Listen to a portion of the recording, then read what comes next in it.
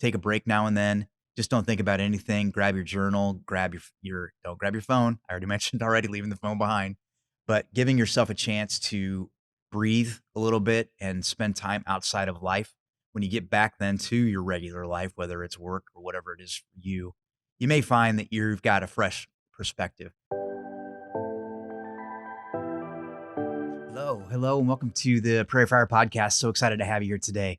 We've been exploring some of the pop culture of the 80s, from Every Breath You Take to Top Gun to all the fun things that we've discovered throughout the 80s that developed our pop culture. And we started off with the Breakfast Club and all the lessons that we could learn from Claire and all the fancy little dancing around that they did in the Breakfast Club, and brought it on to Top Gun and Maverick and some of the lessons there.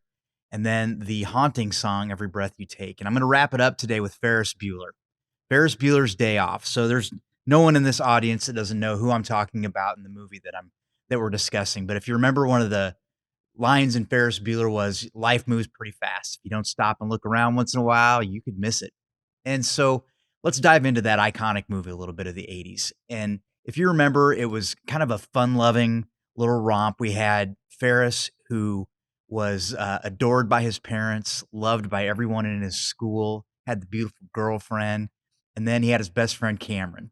And part of what we're going to talk about today is Cameron, because he actually is one of the more comedic parts of all of the movie, and his attitude and the way that he handled all the affairs of Ferris. We've all had maybe friends in our life. Maybe, I don't know, maybe we're all more like Cameron than we want to put on. But in the movie, it's funny because he's like laying in bed, and Ferris keeps calling Cameron and saying, "Hey man, let's go. It's a beautiful day. There's no way we can go to school." And Cameron Laser's like, "He's going to keep calling me and keep bugging me." And it just cracks me up, because I think we've all been at times in our lives where we're like, man, this person's just going to keep bothering me until I do what they want. And then I'm going to give in anyway. So I might as well just go for it. So we'll talk more about Cameron here on down the line. Oh, it's making me tear up. It's so funny. But there's a lot of both financial and life lessons from the Ferris Bueller movie. And maybe you wouldn't think of that as just supposed to be kind of a comedic romp, but there's a lot of funny parts to it. And there's a lot of parts that we can draft some meaning from as well. So if you remember the dynamic of the movie, it was Ferris didn't want to go to school. His parents, he'd given the impression that he was sick and that needed to stay home.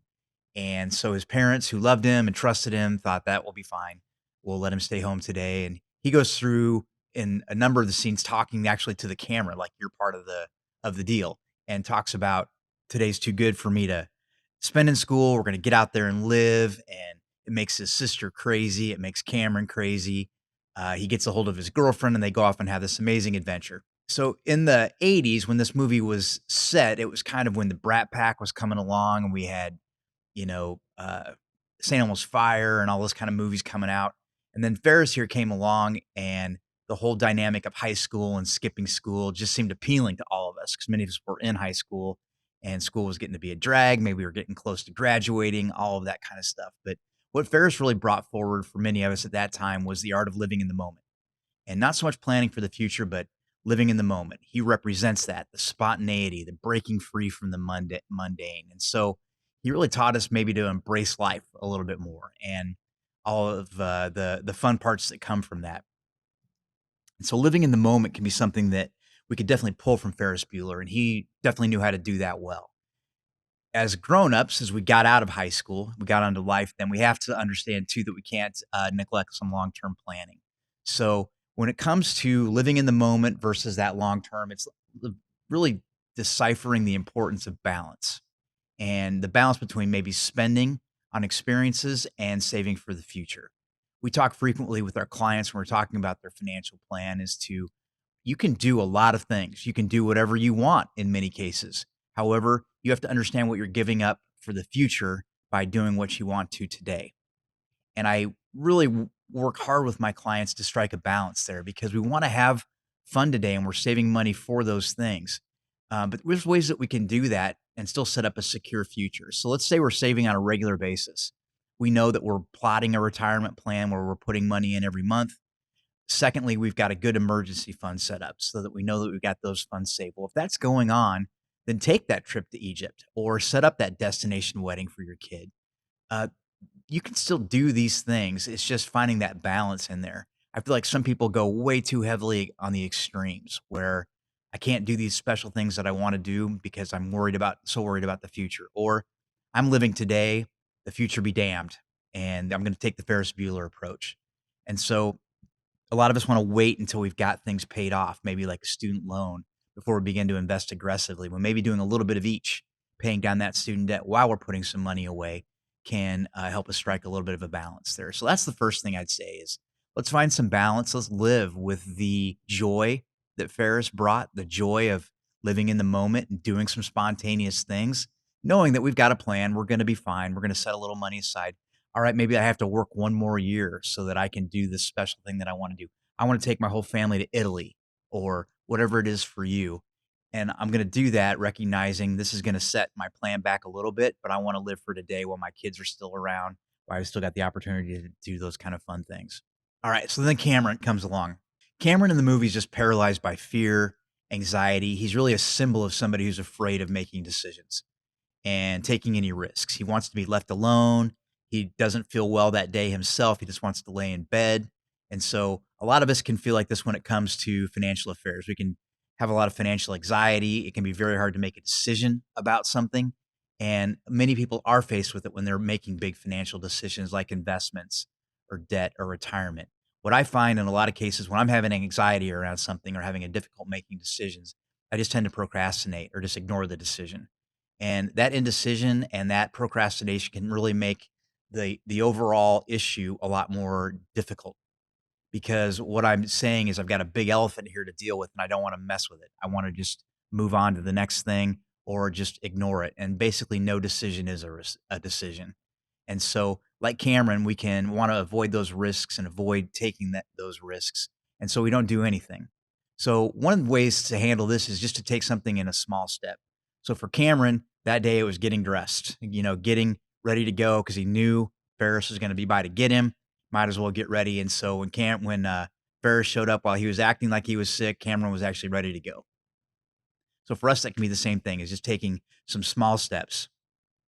Some people have used this Ramsey envelope method from Dave Ramsey where they want to pay off debts or they want to use it to budget their money. So they say, I've got so much in each envelope that I can use for those things. I would extrapolate that into, say, investing or developing an investment plan where you say, I'm just going to do $50 a month to start with and get this thing going. Or I want to take a small step towards starting a business. So I'm going to start writing out a business plan. I'm going to go into Chat GPT and write out what would be a good way for me to start a business plan if I want to open my own floral shop, for instance, or whatever it may be. Taking that small step to develop what might be a bigger plan, but doing it in small steps can be a good way to avoid that procrastination. And so for Cameron, it was just avoiding the risks in general. Every now and then we have to take those. We have to get out of bed and get in there. The next thing that came up in this movie was keeping up with appearances. So if you remember, Cameron's dad had this big Ferrari, and it was a beautiful car. It was a symbol of wealth and status, and something that Cameron mentioned his father loved more than he felt maybe he even loved Cameron. So Ferris, decided we cannot have this day be as effective as we want it to be, live up to all the dreams of Ferris's day off without the Ferrari. Ferris takes the Ferrari. They drive around it all day with the three of them. They have a great day. They take it to a parking garage, and unbeknownst to them, the guys in the parking garage take it for a joyride. So when they get back and discover the mileage has been run up, Cameron knows he's in a pickle. Well, it brings to the front a lot of emotion for Cameron because he does feel like the materialism and the keeping up with appearances to his family, to his father, is more important to him than his relationship with his son. So things go awry. There's a lot of angst, kicking of the car running over the side of a mountain, all that kind of fun stuff. So mayhem ensues, but it does bring to the forefront what if we are holding on to our items, our expensive cars, clothes, and homes just to impress, how that can affect our family and affect our own life is that we end up hanging on too tight. So while I don't think this is a big issue for many of you out there, for many cases, we have maybe something that we've waited our whole life and saved for, something that's very, very important to us, like a second home or a boat or whatever it may be for you. But a lot of times we can do that to both keep up with the Joneses and keep up impressions, but also then to something that we've wanted so badly and so long in life that we then end up hanging on too tight. So evaluating what your priorities are when it comes to these kind of things can be a helpful step and a lesson that we can learn from Ferris, that we don't want something to take priority over our family or priority the things that really matter to us most or matter to us the most. So a lot of times I talk to people, and when you get to know them in life, you realize that in many cases, the ones that talk the most about their money have the least, and then the vice versa is also true. Many of you probably heard the story of the millionaire next door, where just somebody's living their life. They're a good saver. They don't have a lot of material things, but they're very, very happy. And so it's a good reminder that these things that we seek after, that we feel like we have to have in life, in many cases don't matter. And if they take a high priority in our life, they can screw up our relationships and things like that as well. All right. One of the best lessons from Ferris for sure was just to chill out, man. Just to avoid burnout, to avoid taking all of life so seriously, and the importance of a mental health day. From now on, my wife and I occasionally will say, you know what? I need a mental health day. What I'll usually do is go and take my mountain bike out, or I'll go for a walk in the woods. I just want to get away from the phone, get away from the phone. Did I just say that? I think I said it twice.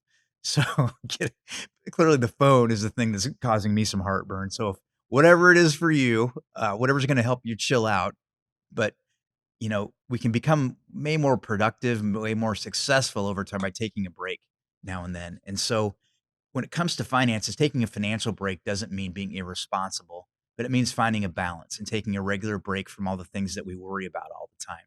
And so a vacation, exploring a hobby, spending some of our resources on something like that can make you really feel refreshed financially.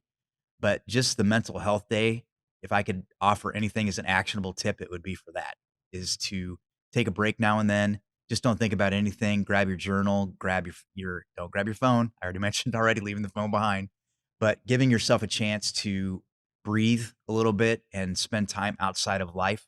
When you get back then to your regular life, whether it's work or whatever it is for you, you may find that you've got a fresh perspective.